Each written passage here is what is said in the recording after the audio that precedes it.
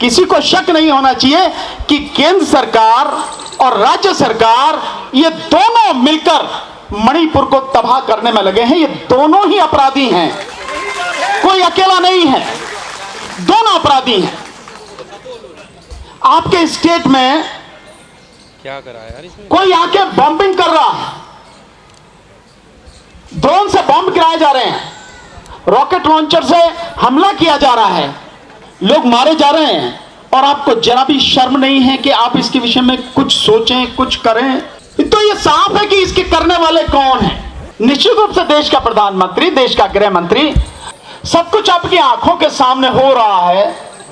और अभी doctor roses ने जो बताया कि किससे लड़ रहे हैं, क्योंकि मिलिटेंट बर्मी आर्मी से लड़ रहे हैं, बांग्लादेश की आर्मी से लड़ रहे हैं, और आप तमाशा देख रहे हैं। तो प्रधानमंत्री को, गृह मंत्री को तो डूब के मर जाना चाहिए। इससे बड़ी शर्म की और क्या बात होगी कि आपके ही सामने, आपके ही देश में हस्तक्षेप हो रहा है, बाहरी हस्तक्षेप हो रहा है, और आप चुप बैठे हैं।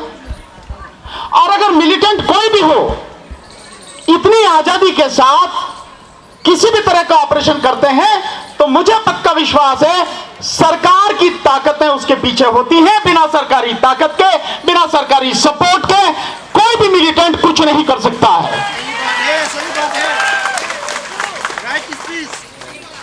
और ये सारी बातें जो यहां हो रही हैं, आप विश्वास रखिए कि सारी चीजें सरकार को पता है।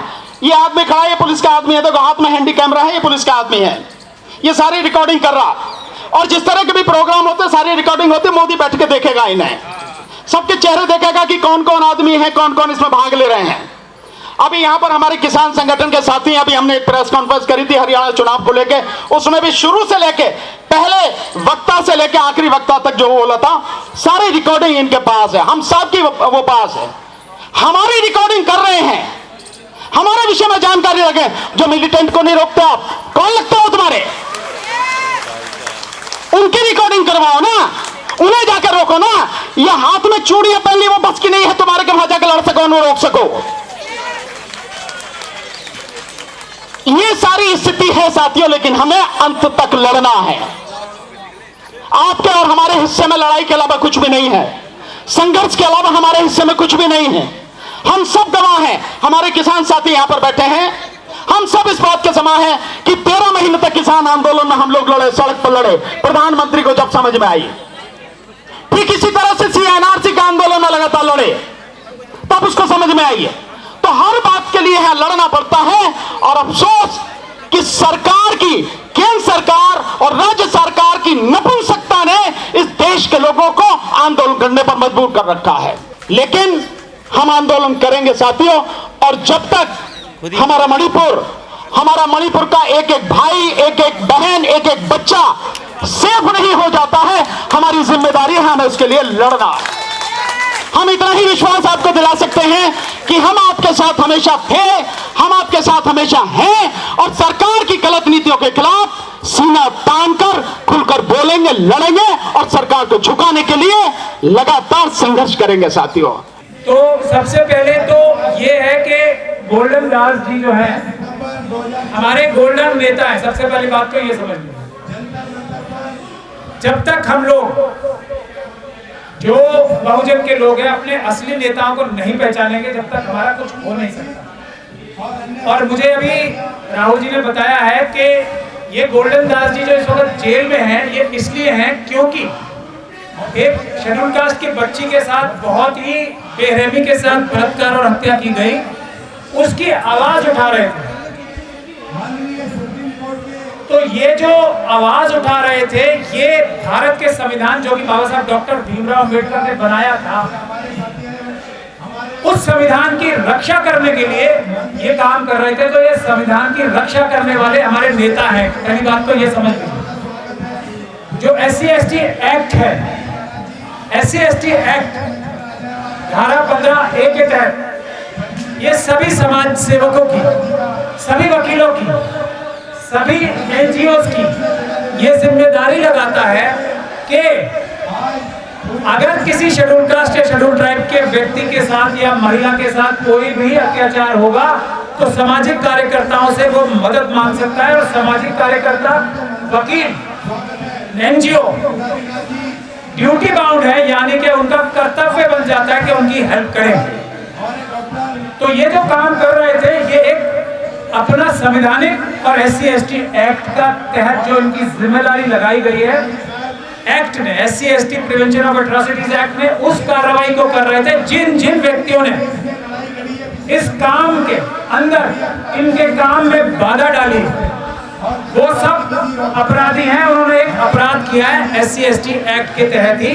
तो जिस पुलिस अफसर ने, जिस प्रशासनिक अधिकारी ने बिहार सरकार के ये कार्य किया है, उसको जेल भिजवाने का काम करना सबसे महत्वपूर्ण होता है इन सब केसेस में। जब तक हम वो नहीं करेंगे, जब तक ये अत्याचार होते रहेंगे और अत्याचार के खिलाफ हमारे गोल्डन दास जैसे नेता को दबाया जाता रहेगा ताकि वो अत्याचार के खिलाफ आवाज ना उठा सके। तो महत्वपूर्ण बातें इसमें दो हैं। ये हमारे नेता हैं और ये एक संवैधानिक कार्य कर रहे थे। जिन लोगों ने इनको जेल में भेजा है, उनको जेल भिजवाने का काम हमें करना है। ये होनी चाहिए हमारी लड़ाई।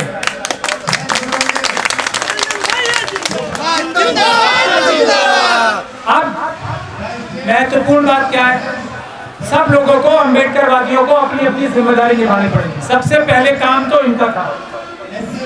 एक बच्ची के साथ अत्याचार हुआ, इन्होंने अपनी जान हथेली पे रख के उसकी रक्षा की। ये काम करते करते ये जेल चले गए। इन्होंने अपने 100 में से 100 नंबर ले लिए। 100 में से 100 नंबर गोल्डन दास जी के हैं, क्योंकि वो जेल में है। ये पहला टेस्ट है और जब तक ये जेल जाने के लिए तैयार रहेंगे, जब तक ये सड़कों पे आंदोलन करते रहेंगे, तब तक ही हमारे नेता रहेंगे, तब तक ही रहेंगे। और इसमें कोई एक्सेप्शन नहीं है। जो व्यक्ति कुछ दिन जेलों में जाके फिर आराम की जिंदगी जीने लगेगा, वो हमारा नेता नहीं है। नेता बनाया तो ज्यादा जेल में जाना पड़ेगा, नेता बनाया, हमने नेता बनाया है तो ज्यादा सड़क पे आंदोलन करना पड़ेगा। यही टेस्ट है। जिस दिन आंदोलन बंद, उस दिन नेता नहीं है।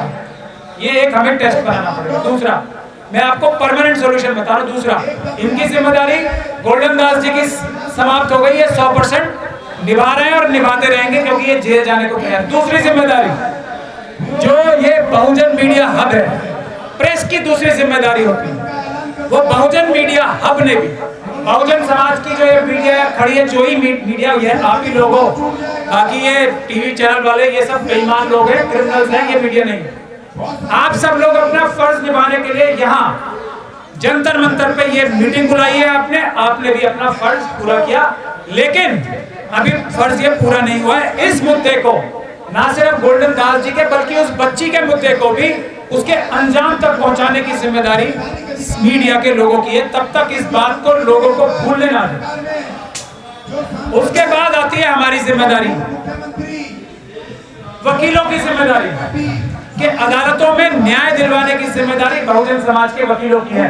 एक बार फिर रिपीट कर रहा हूं मैं, बहुजन समाज के वकीलों की है।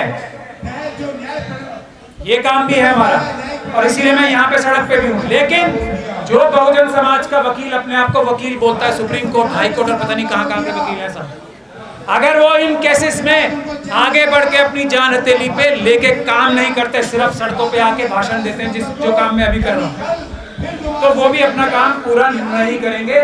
अदालतों में इन केसेस को करने वाले लॉयर्स हमारे पास नहीं है। बहुजन समाज के लॉयर्स को ही ये जिम्मेदारी निभानी पड़ेगी, क्योंकि बहुत कम होते हैं जो बहुजन समाज के लॉयर नहीं होते और वो ईमानदारी से हमारा केस करते हैं। ये एक बहुत महत्वपूर्ण बात है।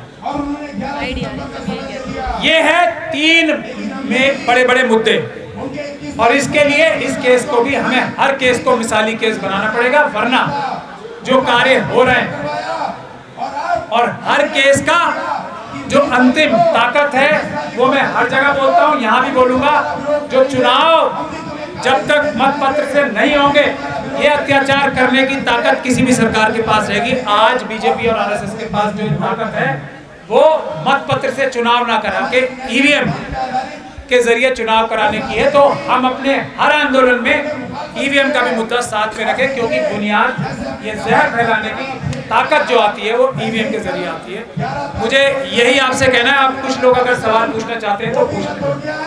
अगर हाँ, एक बात और मैं बोल रहा हूँ, जैसा अभी राहुल जी ने कहा था, नागपाल जी ने, अगर ये मेरे पास आते हैं, ये वकील बनाते हैं गोल्डन दास साहब, तो जेल जाने की जो तैयारी है जो SC/ST एक्ट में जिम्मेदार किसे बनाया गया है, इस प्रकार की जो वो बच्ची के साथ एट्रॉसिटी हुई थी उसमें चीफ मिनिस्टर तक को भी जिम्मेदार बनाया गया है। जो रूल 16 है उसमें जो मॉनिटरिंग कमेटी बनती है उसमें चीफ मिनिस्टर हेड करते हैं उसे, उसमें वहाँ के मेंबर ऑफ पार्लियामेंट, उसमें वहाँ के चीफ सेक्रेटरी, उसमें वहाँ के होम सेक्रेटरी होते हैं। तो ये इन सभी लोगों को अदालत में खींचने का काम हम करेंगे अगर इसमें, जैसा राहुल नागपाल जी बता रहे हैं कि अगर वो मुझे वकील करेंगे, और यही काम जिसे भी वकील किया जाए उस केस में रेप और मर्डर के बच्ची के, तो उसको उन सभी लोगों की जिम्मेदारी है, उन सभी को अदालत के कटघरे में घसीटने का काम वहाँ के लोकल वकीलों को करना चाहिए। यही मैं कहने आप लोगों के बीच में आया था। जय भीम, जय भारत, जय संविधान।